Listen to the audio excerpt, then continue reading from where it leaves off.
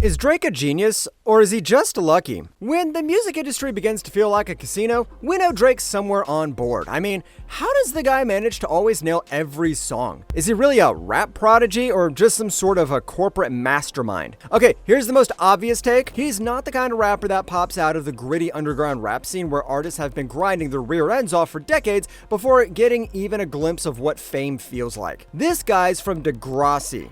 You know, when other rappers were dodging bullets in poverty, Drake was dodging bad script writing at the most. So already, his origin story is unconventional. Lucky? Hands down. Genius? Debatable. But what did he do after leaving television? Now that's where the real debate begins.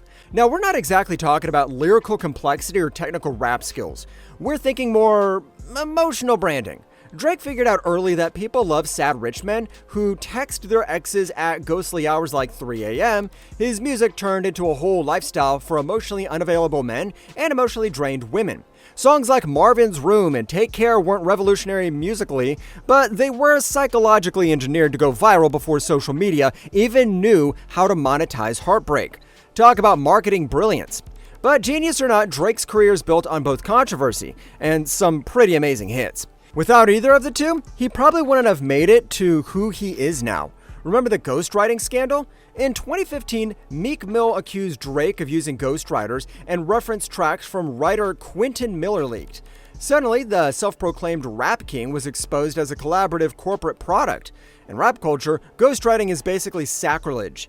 Drake struck them back with diss tracks like Back to Back, which went viral and even got lucky enough to play them at sports events. So while he technically lost credibility, he won the internet. Who can ever forget the cultural appropriation debate? You know, that one that follows Drake like a shadow?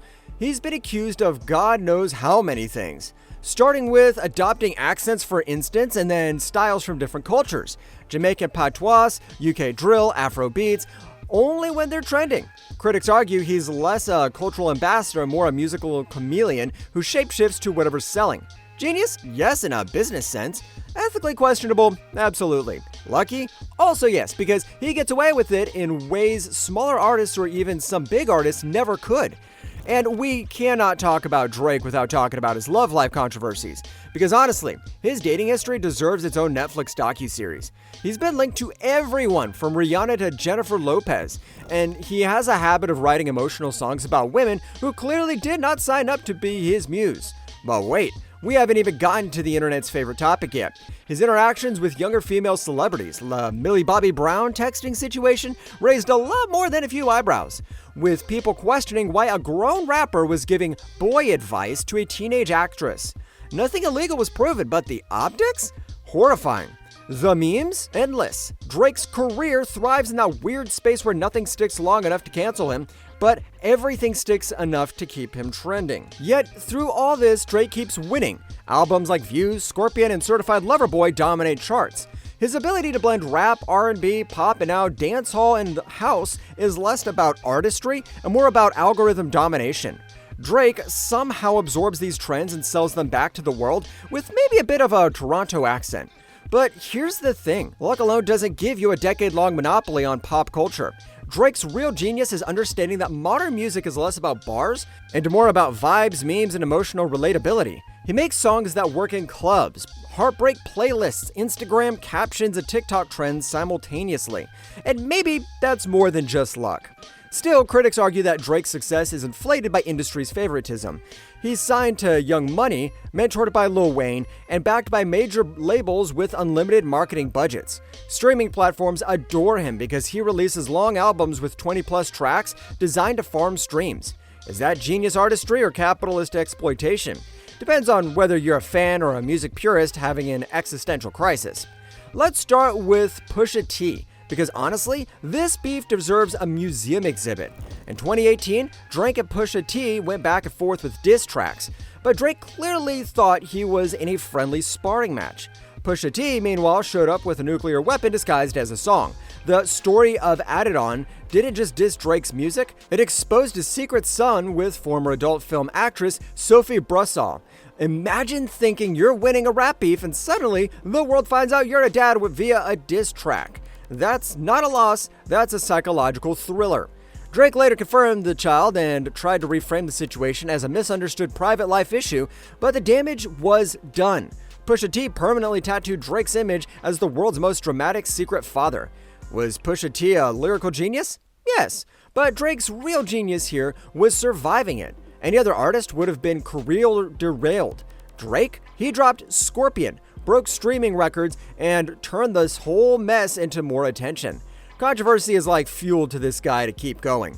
Then there's Kanye West, Drake's long-term frenemy, which is less of a feud and more of a reality show without the cameras, of course. Kanye has accused Drake of everything, from leaking personal info to copying his style. Drake has accused Kanye of sabotage and betrayal. Their relationship oscillates between "we're brothers" and "I will emotionally destroy you" with a subliminal bar. Genius strategy? Maybe. Chaotic energy? Definitely. Drake thrives in drama the way plants thrive in sunlight. And then there's Kendrick Lamar, the critic's favorite human lyric machine. While Kendrick rarely disses Drake directly, comparisons are constant. Kendrick is seen as the artistic genius, the conscious poet, the man who drops albums loaded with philosophy. Drake's genius here is understanding that art critics don't pay the bills, fans do. Kendrick wins Pulitzers. Drake wins Spotify's mortgage. Drake's music formula itself is very questionable.